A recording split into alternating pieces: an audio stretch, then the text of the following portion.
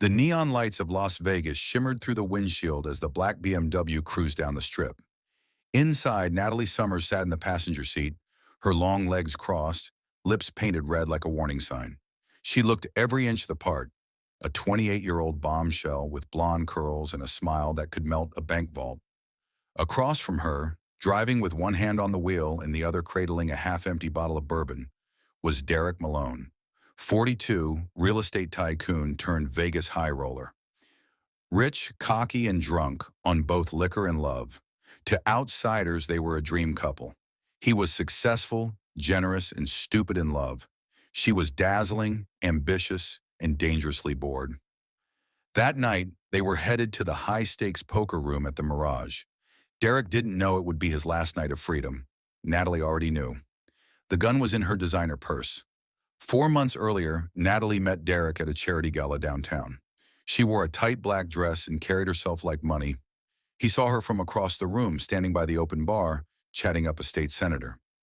Derek was drawn to her instantly. She laughed too loud, smiled too much, but God, she was beautiful. By the end of the night, she was riding home in his Bentley, sipping champagne and listening to him ramble about how lonely success could be. It took less than a week before she moved into his penthouse overlooking the city. She told him she was a freelance interior designer. The truth? Natalie hadn't worked a real job in years. She dated men like Derek, lived in their homes, wore their gifts, and when the time was right, she moved on, richer and prettier than before. But Derek was different. Not better, just stubborn. He talked about marriage, kids, a prenup. That was a problem. Natalie was used to getting what she wanted. But with Derek, the money was locked behind legal walls. His attorney had already drawn up a prenup she didn't like. If Derek died, though, she'd still walk away with the payout from his new life insurance policy. A $3 million life insurance policy he updated after she moved in, listing her as the sole beneficiary. She didn't want to wait for a divorce, didn't want to split a condo. She wanted it all. The cars, the accounts, the freedom. But for that to happen, Derek had to die. She'd practiced it in her head. A gunshot in the dark. A robbery gone wrong. Tears on her cheeks as she told the police she had no idea who could have done it. The night of the shooting, April 4th, Natalie and Derek spent the night gambling, drinking, and putting on a show. She wore a gold silk dress and kept up her charm. No one noticed the tension under her smile. No one knew she had called an old flame from LA the week before and told him she'd be free soon. By 1:30 a.m., they were back at Derek's penthouse. He was drunk, laughing. He slumped onto the couch and reached for the TV remote. Natalie stood behind him. Her hand slipped into her purse. She pulled out the gun, raised it, and pulled the trigger. But he didn't die. The bullet entered behind Derek's ear, but it didn't kill him. It lodged in his skull. He collapsed, bleeding, but still breathing. In a panic, Natalie dropped the gun and fled the apartment. She didn't call 911. She didn't stay. She left him there. A neighbor heard the shot, called the cops.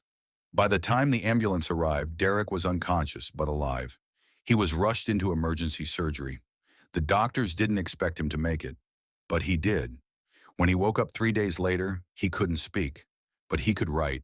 And the first thing he scribbled on the hospital notepad was, "Natalie shot me." Enter Detective Caleb Rourke. Detective Caleb Rourke wasn't the flashy type. A 57-year-old with graying temples, a limp from a gunshot wound in Detroit, and a reputation for being the kind of cop who didn't believe in coincidences. He was called to the scene the night of the shooting, just another domestic gone south, or so it seemed. But something didn't sit right. The apartment wasn't ransacked. No sign of a break-in, no valuables missing. Just a drunk millionaire with a bullet in his brain and a girlfriend who vanished into the night. When Rourke found the discarded purse in the hallway, left in her panic, it still had her lipstick, wallet, and a hotel room key card to a nearby casino. And the gun? Registered under a fake name, a burner identity traced back to a Vegas pawn shop. Rourke had worked enough of these cases to know what he was looking at. This wasn't a robbery. This was personal. News of the shooting broke the next morning. Derek Malone, Vegas mogul, shot in his own home. The press ran wild with speculation. Natalie stayed hidden, first in a motel outside the city, then a rented house in Arizona. She changed her hair, bought a new burner phone, and waited for the money to come through. She didn't know Derek was alive. Not yet, but she would soon. The morning after the shooting, Las Vegas Metro Police sealed off Derek Malone's penthouse. Yellow tape flapped in the breeze on the 42nd floor balcony. The doorman had already given his statement. Miss Natalie Summers entered the building around 1:50 a.m. and never came back down. She was wearing gold. He remembered that. She always dressed like she wanted the world to watch. Detective Caleb Rourke arrived just after 8 a.m., coffee in hand, eyes bloodshot from a night of insomnia. He stood in the center of the bloody living room and scanned the scene.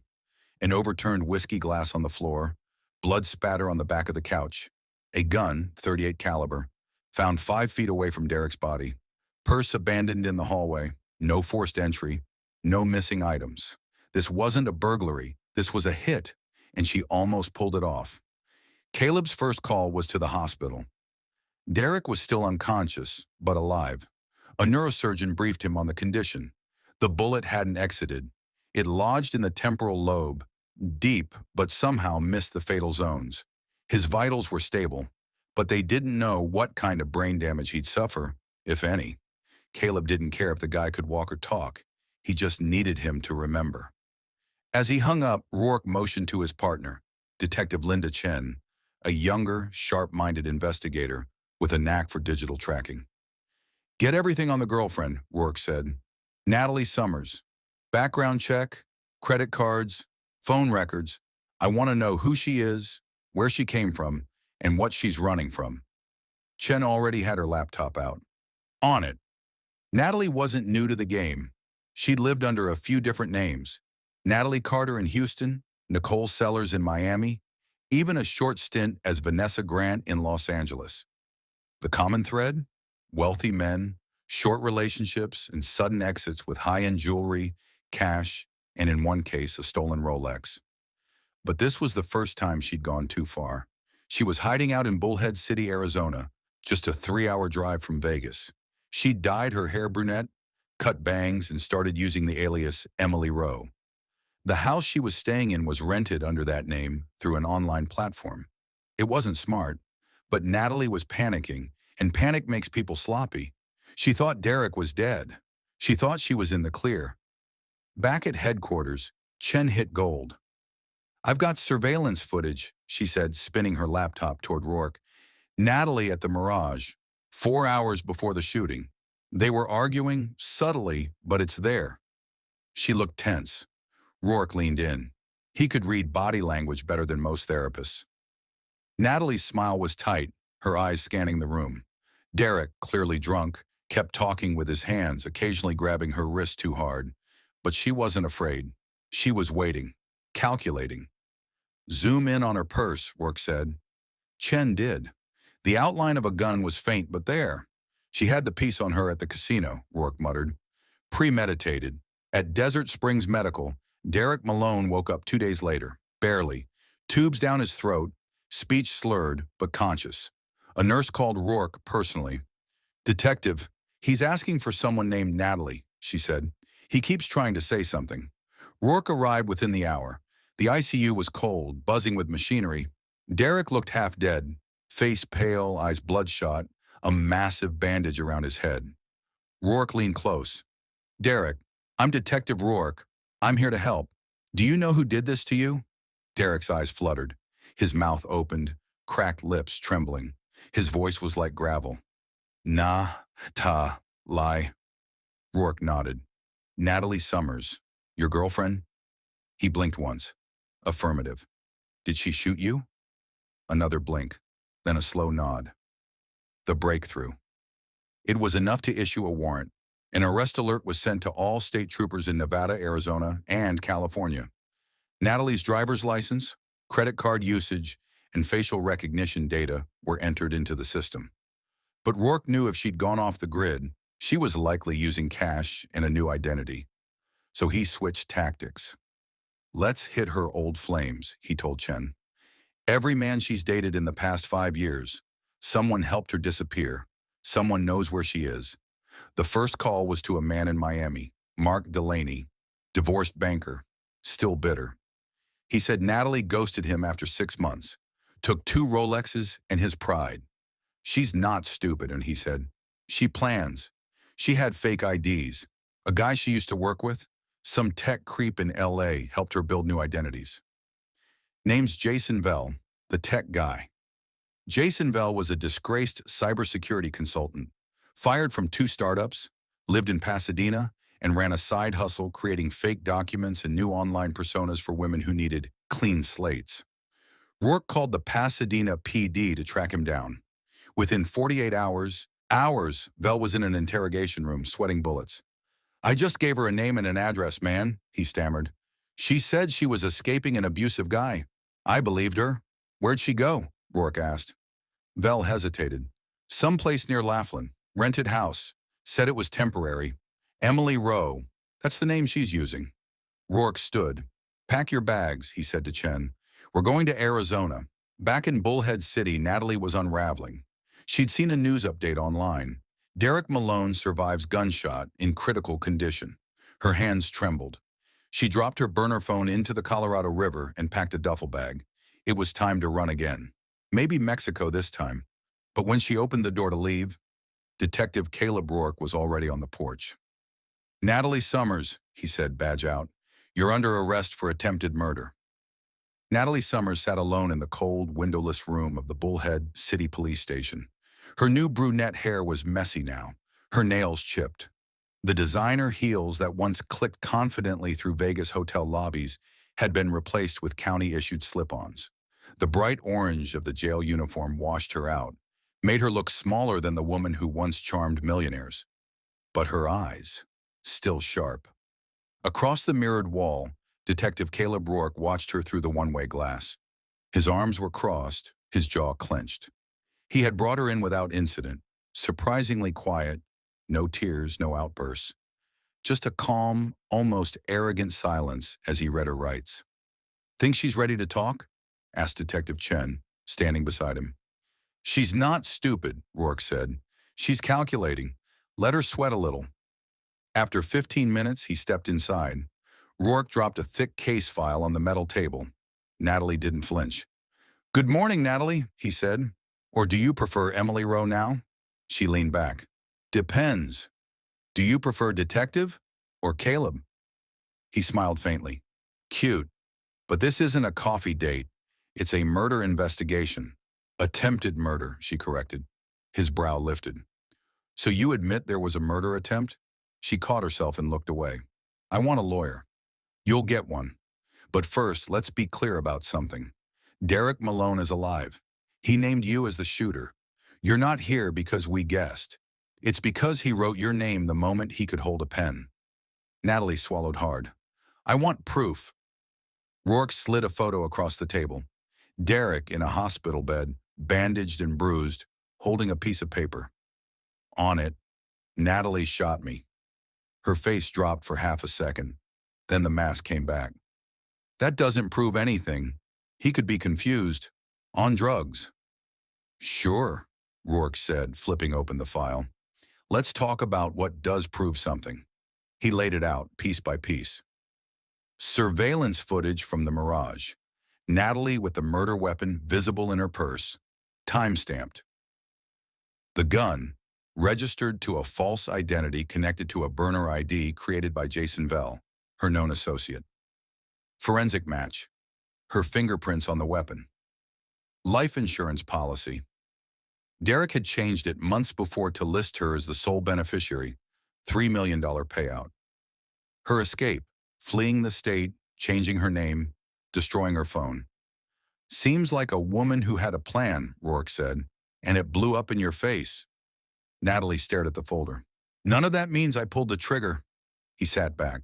"Then tell me who did." Natalie looked down at her hands. "What if I told you?" "It wasn't me," she said softly. Rourke narrowed his eyes. "Then I'd ask who it was." "I came back to the apartment that night. Derek was drunk, passed out on the couch. I went to the bedroom to change. I heard the shot. I ran out, panicked. I didn't know what happened. I didn't shoot him." Rourke gave her a long look. Why not call 911? I was scared. Who'd believe me? I was the girlfriend. I knew about the insurance policy. You lied to police, fled the state, used a fake identity, and now, after all that, you expect me to believe someone else pulled the trigger? She looked up. Yes. Then tell me who. Natalie paused. Her lips parted. Then, there was someone else in Derek's life. Someone who hated him. A woman. An example. Rourke leaned forward.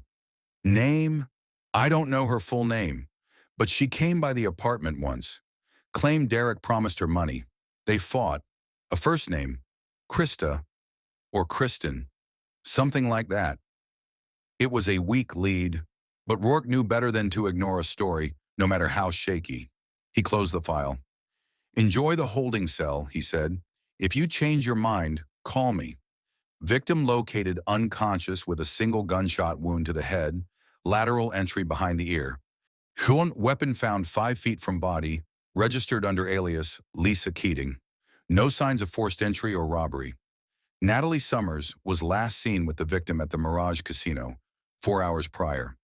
Fled the city, changed identity, rented a house under false name Emily Rowe. Fingerprints found on the weapon. Upon regaining consciousness, wrote, Natalie shot me. Victim remains hospitalized. Cognitive abilities limited, but consistent with recognition. Digital evidence. Phone records link Summers to Jason Bell, known for document forgery. Surveillance confirms timeline and physical presence. Current status. Natalie Summers in custody. Claims a third party, Kristen, may be responsible. No evidence yet supports alternate suspect. Investigate potential third-party lead. Continue forensic processing. Review insurance documents and any potential financial motives involving others. Detective Caleb Rourke sat at his desk, rolling a pen between his fingers. The suspect's words echoed in his mind. Krista or Kristen. Natalie had looked him in the eye and delivered the name like a lifeline. A desperate attempt to shift focus. Maybe it was a lie. Maybe it wasn't. Either way, Rourke couldn't ignore it. He opened Derek Malone's file again. Divorce records, old lawsuits, property deals, mistress payouts.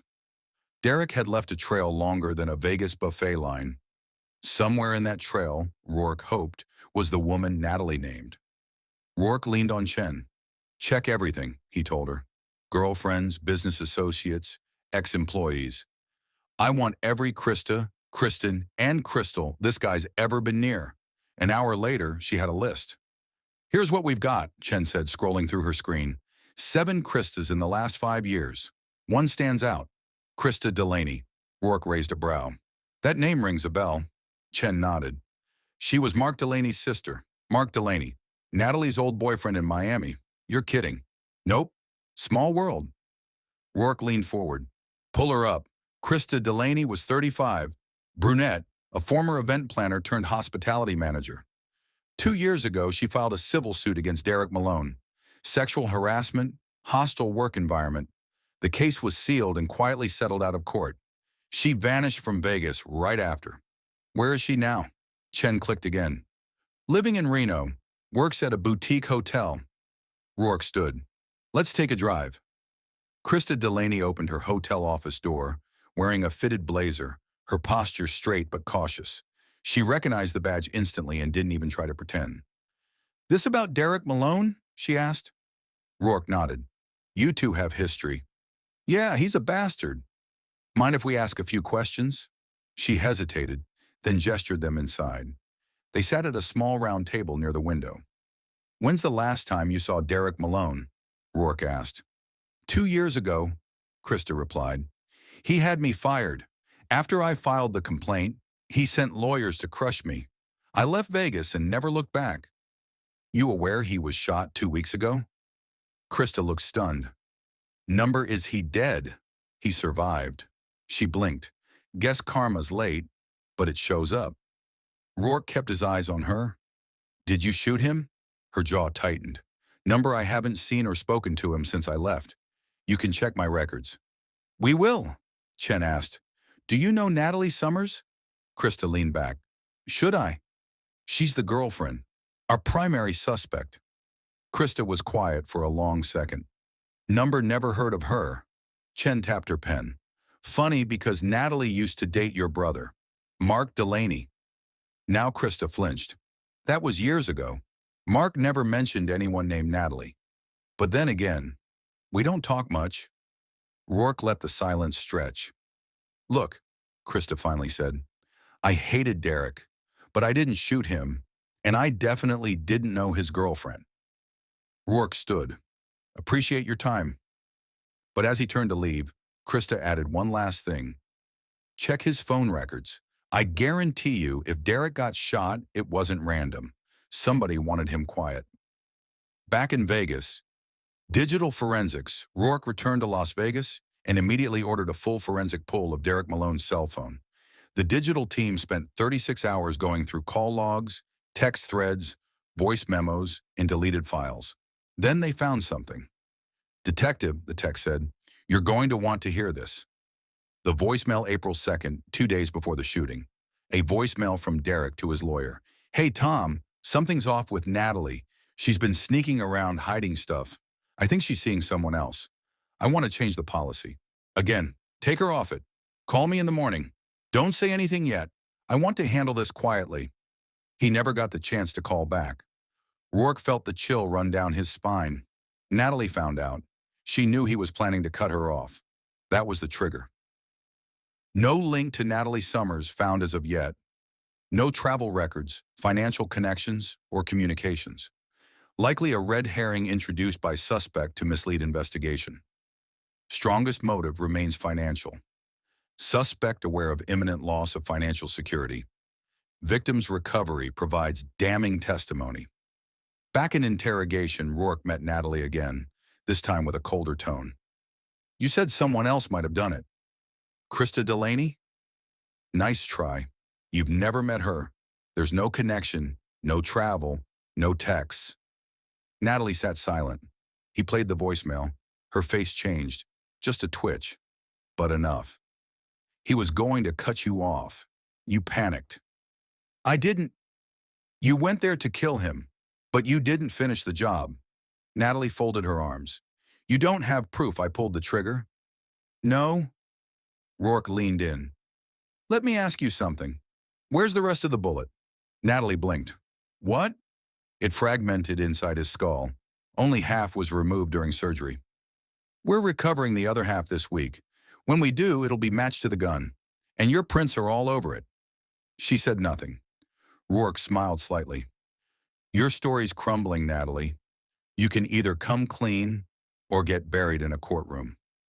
Clark County Courthouse buzzed with tension as media vans lined the street, satellite dishes aimed skyward. Inside, in a private conference room, Assistant District Attorney Monica Bell reviewed a stack of files with Detective Caleb Rourke. Her blazer was sharp, her voice sharper. We've got motive, timeline, physical evidence, the victim's statement, Bell said. But if we don't find that bullet fragment and match it definitively to the gun Natalie touched, she'll spin this in court. She's already spinning, Rourke replied. Tried to pin it on a woman she's never met. Bell narrowed her eyes. She's stalling, playing for a mistrial or a plea. Rourke flipped open his notebook. She'll crack. I've seen the type. All charm and control, until the walls close in. The forensics breakthrough. At University Medical Center, Dr. Lee, the lead neurosurgeon on Derek Malone's case, met with Rourke and Ada Bell. We recovered the bullet fragment during a second surgery, Dr. Lee said, holding up a transparent case. Inside, a jagged piece of copper-jacketed lead. Ballistics confirmed? Bell asked. Already in process, Rourke replied, but visually it's identical. Same grain weight, consistent with a .38 special, same make as the revolver she dropped. Within 48 hours, the ballistics report came back. Match confirmed. The recovered bullet fragment came from the same firearm found at the scene. The gun with Natalie's fingerprints, the gun registered to a fake alias linked to her known contact, Jason Vell. Tearing down the alibi. Meanwhile, Chen had dug into Natalie's supposed story, that she heard the gunshot while changing in another room, then fled out of fear. But floor plans of Derek's penthouse made that claim impossible. From the bedroom, the shot couldn't be heard as a faint sound. It would have been deafening. The bathroom wall didn't insulate noise well. For her not to have run to check on Derek made no sense. Then came the nail in the coffin. Security footage from the hallway camera. Chen showed it to Rourke. "There," she said. 1:59 a.m. Look closely. Natalie bolts from the apartment. No panic. No confusion. She doesn't look back. She moves fast, clutching her purse tightly. At the elevator, she pulls something from her bag, checks it, and then throws it in the garbage chute. Rourke raised an eyebrow. "She dumped something. We already checked the building's garbage bins," Chen said. "Found her backup burner phone. Wiped. But we've recovered the SIM data. That phone had only 4 saved contacts. One of them? Jason Bell. Another, a contact labeled M. Location pinged from a cell phone tower in Tijuana. She was planning to flee the country," Rourke said. "Exactly." The final interrogation, April 20th, 2025. Clark County Jail. Natalie sat across from Rourke and Ada Bell. Her face looked different now. Tired, drawn, makeup-free. But her pride was intact. She still played the part of misunderstood girlfriend. Bell slid the bullet fragment photo across the table. "Matched to your gun," she said. "No proof I pulled the trigger," Natalie replied flatly. "Sure," Bell said. "Let's add this then." She dropped the footage, still image of Natalie dumping her purse contents into the garbage chute. Rourke leaned in. "You ran, lied, hid your identity, and destroyed evidence. You told us you were in the bedroom, but the audio picked up on Derek's smartwatch? It recorded everything, and your voice was right behind him when the shot fired." Natalie blinked. "That's not possible." "You didn't know the watch had a mic," Rourke interrupted. "We pulled the file. You said, 'Derek, don't move.' Then a second later, gunshot." She froze. Her breath hitched. Bell stood. "We're offering one last chance on a plead guilty to attempted murder. 25 years, parole in 10. Decline, and we go to trial with a full jury, and you're facing life." Rourke stared her down. "You think Derek won't roll into that courtroom in a wheelchair and tell 12 people exactly what you did?" Natalie didn't answer, but her shoulders sank. For the first time, she looked scared. Trial preparations, district attorney's case file. People versus Natalie Summers. Charge: attempted murder in the first-degree secondary charges, use of a firearm in commission of a felony, identity fraud, obstruction of justice. Evidence: summary nonant. Ballistic match between recovered bullet and .38 special revolver. Fingerprints on weapon. Surveillance footage documenting timeline. Audio recording from victim's smartwatch confirms suspect's proximity. Attempted cover-up. Burner phone. Name change. Destruction of evidence. Victim testimony. Derek Malone expected to testify in person. Prosecution stance. Premeditated financial motive, consistent with suspect's history. Defense expected to claim emotional manipulation. Lack of direct proof she fired the gun. Prosecution holds overwhelming circumstantial and physical evidence linking her directly to the crime. Trial date: May 12, 2025. Derek speaks. Meanwhile, Derek Malone had begun physical therapy. His speech had improved. Slowly, he was rebuilding his life, learning to write, speak, and trust again. In an interview with Ada Bell, he offered a simple, heartbreaking statement. "She looked at me, said she loved me, then pulled the trigger." May 12, 2025. The Clark County Courthouse stood rigid under the weight of the moment. Reporters lined the marble steps, microphones in hand, ready to beam the drama to the world. Inside courtroom 14B, every seat was taken. Journalists, legal observers, and curious citizens waited for the trial of Natalie Summers to begin, the gold digger who shot a millionaire and almost got away with it. Judge Rosemary Carver, stern and respected, entered the courtroom promptly at 9 a.m. "All rise," the bailiff said. Natalie Summers was led in shortly after. Her once impeccable image had been replaced by a simple gray suit and a cold stare. No designer heels, no lipstick, no smile. She looked like what she was, a woman with the world closing in. At the prosecutor's table sat Ada Monica Bell, her briefcase a fortress of evidence. Next to her, Detective Caleb Rourke sat poised, notes in hand. The defense team, led by a slick but competent attorney named Richard Klein, was already in place, trying to appear confident. Opening statements. Bell stood first. "Ladies and gentlemen of the jury," she began, "this is a case about greed, cold, calculating greed.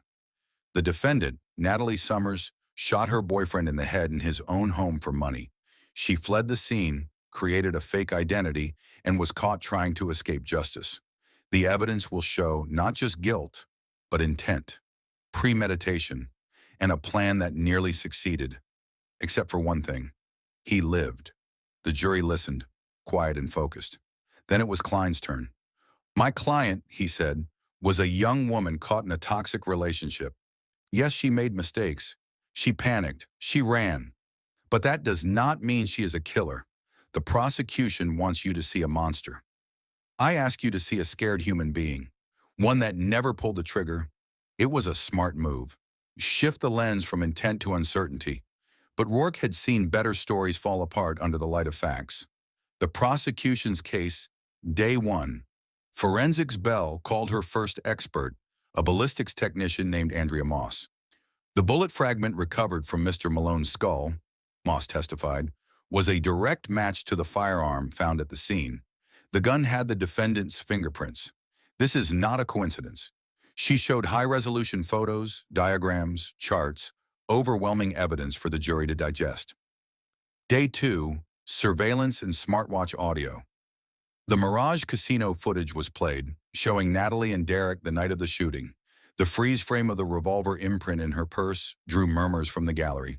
Then came the smartwatch audio. Bell tapped the speaker. "Derek, don't move." Bang. It was chilling. Bell turned to the jury. "That is the defendant's voice. You will hear a voice analyst confirm this." Day three. Digital evidence. Detective Chen took the stand, reviewing Natalie's burner phone contacts, travel records, and the garbage chute footage. "She didn't panic," Chen testified. "She executed a plan." The victim testifies. On the fourth day, the courtroom held its breath as Derek Malone was wheeled in. He wore a dark suit. His face was pale but resolute. The scar across the right side of his head was visible, stark against his graying hair. The judge allowed him to speak slowly. Bell approached with caution. "Mr. Malone, can you tell us what happened the night of April 4th? Derek's voice cracked. "She came up behind me. I was on the couch. Drunk, yes. But I heard her. She said my name. I turned. I saw the gun." He paused, breath heavy. She said, "It's nothing personal." And then, "She shot me." Gasps echoed around the courtroom. Klein stood for cross-examination but treaded lightly. "Mr. Malone, is it possible that you were intoxicated to the point of confusion?" Derek stared at him. "I've seen that woman lie, but I will never forget the moment she tried to kill me." The defense, Natalie, never took the stand. Klein brought forward two witnesses, one a psychologist who spoke of fight-or-flight responses under trauma, and another a former friend who claimed Derek had a temper, but the jury wasn't moved. The facts were a tsunami. The defense was a sandcastle. Closing arguments. Bell's final words were surgical. "She pulled the trigger. She left him to die. And she ran because she knew what she had done. Don't let her run from the truth." Klein pleaded one last time. "If there's even a shadow of a doubt, your duty is to acquit." After 4 hours of deliberation, the jury returned. The foreman stood. "On the charge of attempted murder in the first degree, we find the defendant, Natalie Summers, guilty." Natalie's face remained frozen, but her hands trembled as the cuffs were retightened. Judge Carver banged her gavel. "Sentencing will be held next month. Until then, Miss Summers is remanded without bail." Outside, reporters swarmed. Bell and Rourke exited through the back. "You did good work," Bell said. "You too," Rourke replied.